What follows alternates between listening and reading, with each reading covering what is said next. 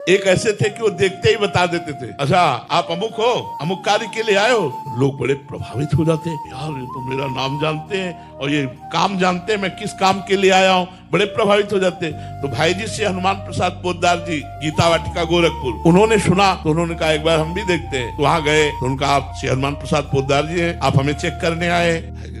बड़ी जोर की सिद्धि है इसके पास, ये मतलब हमारे मन की बात तुरंत। भाई जी ने कहा देखो हम मित्रवत बात करते हैं, आप भगवत प्राप्त तो हो नहीं, क्योंकि मेरी दृष्टि आपके ऊपर पड़ रही है और वजन तौल रहे हैं, तो आप कुछ नहीं हो साधना में। आपको ये ज्ञान कैसे हो जाता है कि ये कौन आ रहा है, क्या काम करके आ रहा है? तो उनका किसी से कहना नहीं। तो हाँ बिल्कुल नहीं कहेंगे, वादा है। तो उन्होंने कान में ऐसे कपड़ा बांधे हुए थे, कान हटाया, यहाँ बिष्ठा मल, यहाँ मल लगाए हुए थे और कहा यक्षिणी बैठी हुई है, यहाँ मल में यक्षिणी बैठी हुई है, वो मुझे कान में तुरंत बता देती कि इनका नाम अमुक है और ये। तब भाई जी ने कहा छोड़ दो ये, नहीं तो तुम्हारी दुर्गति हो जाएगी, जब तुम मरोगे तो तुम नरक को प्राप्त होगे, क्योंकि तुम यक्षिणी की सेवा कर रहे हो, यक्षिणी को रिझाकर रुपया कमा रहे हो, भगवान का चिंतन भजन नहीं कर रहे हो, तो तुम। अब एक दिन इसी भय से भयभीत होकर उसने पूछा यक्षिणी से, मैं कहाँ मरूंगा, कब मरूंगा? तो उन्होंने बताया नर्मदा के किनारे इस समय मरोगे। तो उन्होंने जा करके नर्मदा के किनारे मरने की कोशिश की, तो उनको हटा करके पीछे ला करके कहा जिंदगी भर हमसे गुलामी कराता रहा, अब मैं तुमसे गुलामी करवाऊंगा। और उसे मार करके यक्ष बनाया, कल्याण नहीं हुआ।